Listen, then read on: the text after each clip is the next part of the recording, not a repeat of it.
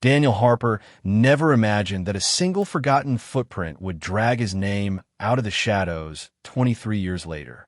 Once a quiet delivery driver who moved unnoticed through sleepy suburban streets, Daniel had built a life so ordinary that no one ever questioned him. Emily Carter, Lisa Monroe, and Rachel Dunn vanished one by one, and the town blamed the darkness, the empty roads, and bad luck. But while families searched and detectives struggled, Daniel watched in silence, convinced time had erased his secrets. He believed the past was buried forever, until the day flashing lights reflected in his window, and he realized a nightmare he thought was over had only been waiting to begin again. In the early 1990s, a quiet town surrounded by farmland and narrow highways became the center of a mystery no one could explain. It began with a single disappearance. A young woman left her part-time job one evening and never made it home. Her car was found parked neatly along a side street, doors locked, purse still inside. There were no signs of struggle, no broken glass, no witnesses who saw anything unusual. It was as if she had simply stepped out of the world without leaving a trace. Weeks later, it happened again. Another woman vanished under nearly identical circumstances. She had been walking home after visiting a friend. The streetlights were working, houses were nearby, yet no one heard a scream or saw a suspicious vehicle. Fear began to spread quietly through the community. Parents told their daughters to avoid walking alone. Businesses closed earlier than usual. Conversations at grocery stores and gas stations turned tense and uneasy. As months passed, a third disappearance confirmed what many already feared. This was not coincidence. Someone was carefully choosing victims and planning every move. The pattern was chilling. The women were similar in age, independent, and taken from familiar places close to home. Whoever was responsible knew the town well. He understood its routines, its quiet hours, and its blind spots.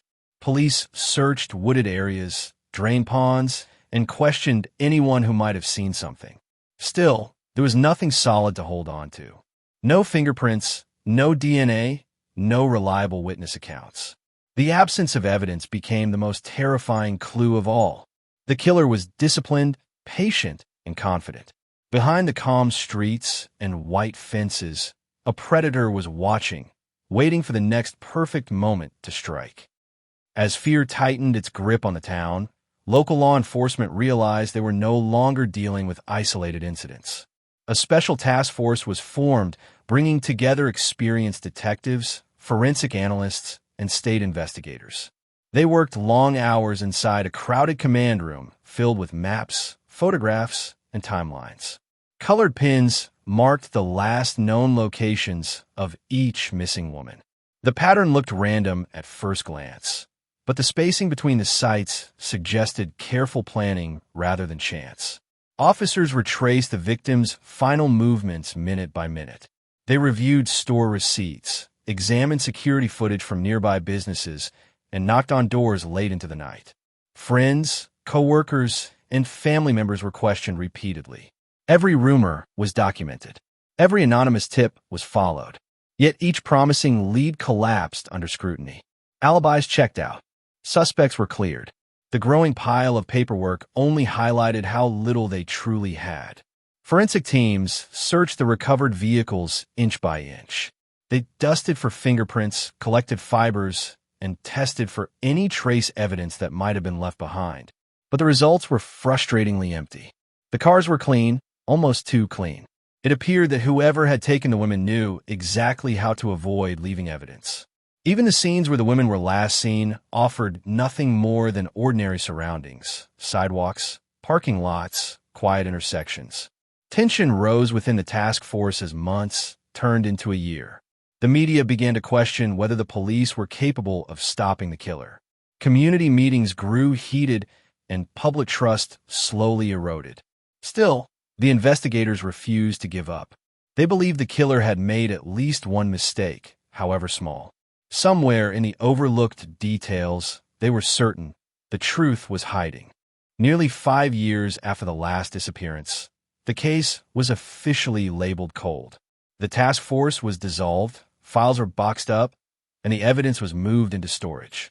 For many in the town, the silence felt like surrender.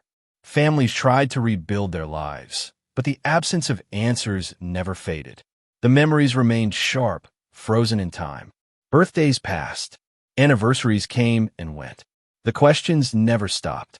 2 decades later, a newly assigned detective was asked to review unsolved cases as part of a departmental audit. While scanning the old files, one small detail stood out. In the report from the second disappearance, there was mention of a partial footprint found in damp soil near the parked vehicle. At the time, it had been dismissed as too smudged to analyze. Technology in the early 1990s had been limited, and the print was considered useless. Curiosity led to the evidence being retrieved from storage. The preserved cast of the footprint was sent to a modern forensic lab, equipped with advanced imaging tools. Specialists enhanced the faint markings and discovered unique wear patterns in the sole design. The shoe had a rare manufacturing defect that had only appeared in a limited batch produced during a specific year. Sales records narrowed down the regions where those shoes had been distributed. Investigators compared this information with old suspect lists and vehicle registrations from that time period. One name surfaced quietly, buried deep in the original paperwork. He had been interviewed once, briefly, and released due to lack of evidence. Back then, nothing tied him directly to the crimes. Now, for the first time in 23 years, the case showed signs of movement. What had once seemed insignificant was slowly turning into the thread that could unravel everything. The name that resurfaced from the old files belonged to a man who had never stood out. 23 years earlier, he had lived just outside town limits in a modest rental house surrounded by overgrown hedges. At the time of the disappearances, he worked as a delivery driver, a job that allowed him to move through neighborhoods without drawing attention. He had been questioned briefly because his delivery route overlapped with 2 of the locations where the women were last seen. With no criminal record and a calm demeanor, he was quickly cleared. Now, investigators began looking at him with fresh eyes. He still lived in the same county, though he had moved into a quiet suburban neighborhood. Married, steady employment, active in local community events, his life appeared stable and ordinary. Neighbors described him as polite and dependable. Nothing about his routine suggested violence. Yet when detectives compared his old employment records with the timeline of the disappearances, the overlap was impossible to ignore. On each day, a woman vanished. His route had placed him within minutes of the scene. Financial records revealed something else. Shortly after the final disappearance, he had abruptly changed jobs and relocated. The move had seemed harmless at the time, but now it looked deliberate. Investigators also learned that he had paid in cash for several storage rentals over the years, using slight variations of his name. Surveillance began quietly. Officers watched his house from unmarked vehicles and tracked his daily movements. He followed a predictable schedule, never appearing nervous or suspicious. But behind the ordinary rhythm of his life, detectives sensed calculation. The man who once slipped through their fingers might have believed the past was buried. He had no idea it was slowly rising to meet him. With a warrant approved, investigators turned their focus to the storage units connected to his name. The facilities were located in different parts of the county, each rented years apart. The payments had always been made in cash, and the contracts were signed with slight variations of his signature. At first glance, the units appeared ordinary, holding boxes of household clutter and old furniture. But in the last unit, hidden behind stacked containers, detectives found something that changed the entire case. Inside sealed plastic bins were items carefully preserved over decades. Jewelry pieces matched descriptions from the missing women's families. A faded scarf, once reported missing, was folded neatly as if it were a keepsake. Photographs were stored in envelopes, showing locations tied to the disappearances. None of the victims appeared in the pictures, yet the images captured the exact areas where they had last been seen. It was as if someone had documented the scenes long after the investigations had ended. Even more disturbing were several notebooks wrapped in protective covering. The pages contained detailed dates, weather conditions, and observations about traffic patterns in specific neighborhoods. The entries lined up precisely with the nights the women vanished. Though no names were written, the coded references were unmistakable when compared to police records. Forensic teams worked carefully, collecting fingerprints, fibers, and trace evidence from every surface. Modern DNA analysis revealed microscopic traces linking the items to archived samples from the original crime scenes. What had once been separate mysteries were now connected through solid scientific proof. The quiet man who had blended into suburban life was no longer just a suspect. The evidence painted a picture of planning, patience, and chilling organization. After 23 years, the truth was no longer hidden in shadows. Once the evidence from a storage unit was processed and verified, the investigation moved quickly. Prosecutors reviewed the forensic results, the recovered belongings, and the detailed notebooks. The connection between the preserved items and the decades-old disappearances was undeniable. Warrants were signed for his arrest and for a full search of his home. Officers understood that after 23 years of silence, this moment had to be handled with precision. Before sunrise, unmarked vehicles surrounded his quiet suburban street. The neighborhood was still asleep as investigators approached the house. The man stepped outside for work at the same time he had every weekday for years. He carried his briefcase, locked the front door, and turned toward his car. Within seconds, officers moved in and placed him under arrest. There was no attempt to run, no visible panic. His expression remained controlled, almost distant, as if he were observing someone else's life unfolding. Inside the house, detectives executed the search warrant.